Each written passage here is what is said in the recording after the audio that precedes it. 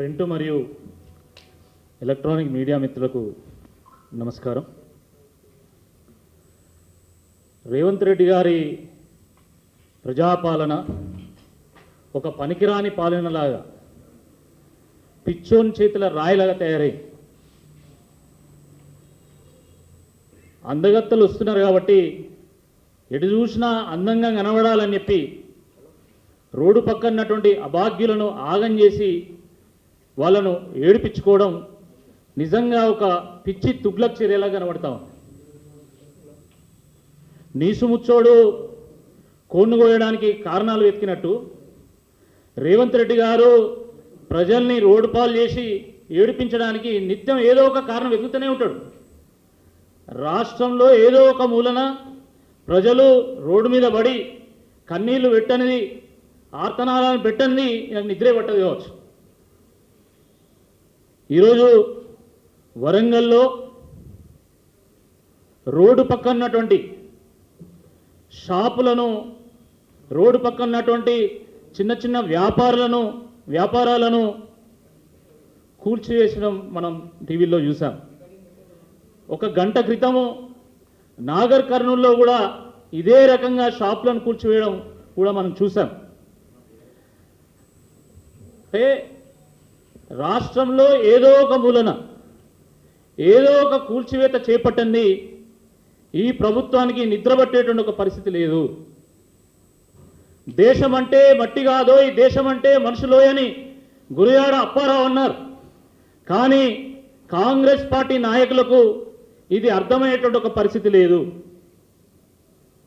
మనుషులను ఖాళీ చేయించి మట్టి గోడలను చూపిస్తే అందం వస్తుందా? అందగత్తలను తీసుకొచ్చి నగరం అంతా తిప్పితే అది అందం వస్తుందా? ఒక్కసారి ఆలోచించాల్సిందే ఈ సందర్భంగా నేను కోరుతా ఉన్నాము.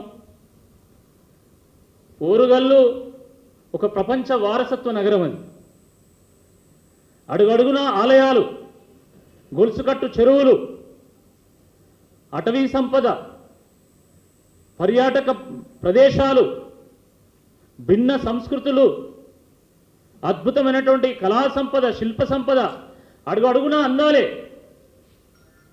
కానీ అక్కడి ప్రజలు కన్నీళ్లు పెట్టినప్పుడే అది నిజమైనటువంటి అందమైతుంది తప్ప ఏదో అందాల పోటీ పేరు పెట్టి అక్కడ ఉన్నటువంటి పేద ప్రజల యొక్క జీవితాలను నాశనం చేసేటువంటి ఒక ప్రయత్నం ఎప్పుడు కూడా అది అందం అనిపించుకోదని చెప్పి ఈ సందర్భంగా గుర్తు చేస్తూ ఉన్నాం. రేవంత్ రెడ్డి గారి ప్రభుత్వం వ్యవహారం ఎట్లున్నది అంటే అందంగా కనబడడానికి కనుబొమ్మలు గీకించుకున్నట్టున్నది. ఆ రకంగా వాళ్ళు వ్యవహారం చేస్తున్నారు. అతిథి దేవో భవ, ఇది మన సంస్కృతి. ప్రపంచ నలుమూలల నుండి, దేశ విదేశాల నుండి వచ్చినటువంటి అతిథులకు ఆతిథ్యం ఇద్దాం, గౌరవిద్దాం, వాళ్ళని స్వాగతిద్దాం. కానీ పేద ప్రజల కన్నీళ్లను ఆరబోసి అత్తరు తయారు చేసి వాళ్ళ మీద సెంటు కొట్టి వాళ్ళ ఆర్తనాదాలతోని సన్నాయి మోగించి స్వాగతించడానికి మాత్రం ఎట్టి పరిస్థితుల్లో అంగీకరించేది లేదు. ఇది సమంజసం కాదు అని చెప్పి ఈ సందర్భంగా గుర్తు చేస్తూ ఉన్నాం. ఎవరి మెప్పు కోసమో ప్రజల్ని ఏడిపించడం ఇది ప్రజాపాలన అవుతుందా? ఒకసారి అర్థం చేసుకోవాలా.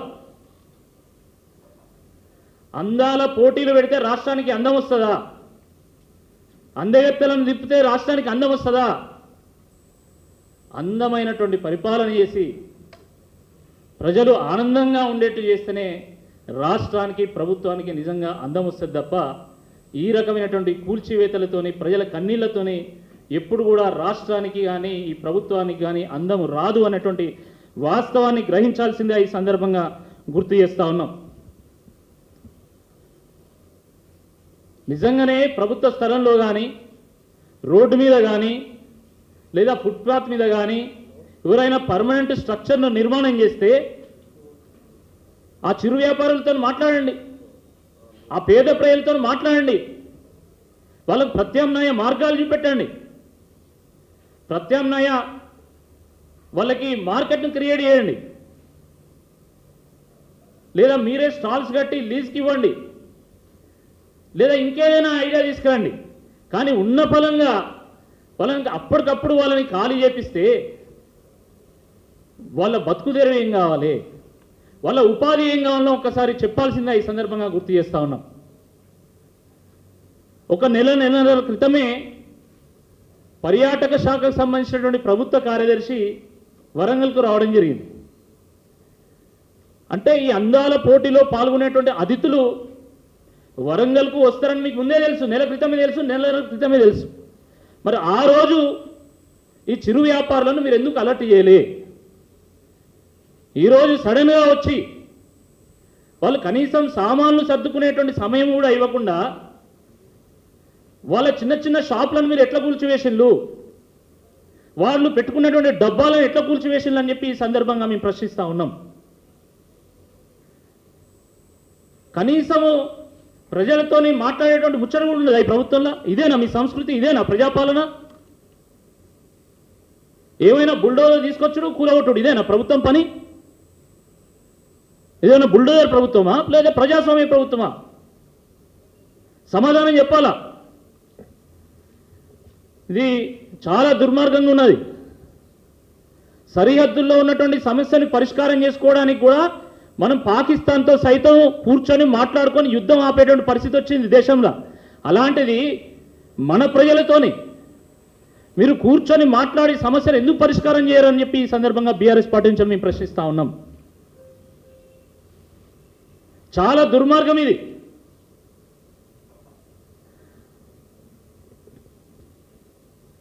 రేవంత్ రెడ్డి గారి ప్రభుత్వం వచ్చిన దగ్గర నుండి కూడా రాష్ట్రంలో ఏదో ఒక విధ్వంసం జరుగుతూనే ఉన్నది.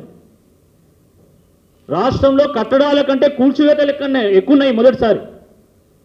ఇది వాస్తవమో కాదో ఒకసారి ఆలోచించండి. రేవంత్ రెడ్డి గారి ప్రభుత్వం వచ్చిందే ఈ రాష్ట్రాన్ని పీకి పందిరేయడానికి అన్నట్టుగా వీళ్ళ చర్యలు ఉన్నాయి. కానీ రాష్ట్రంలో ఉన్నటువంటి పేద ప్రజలు ఎవరు కూడా అధైర్యపడాల్సినటువంటి అవసరం లేదు.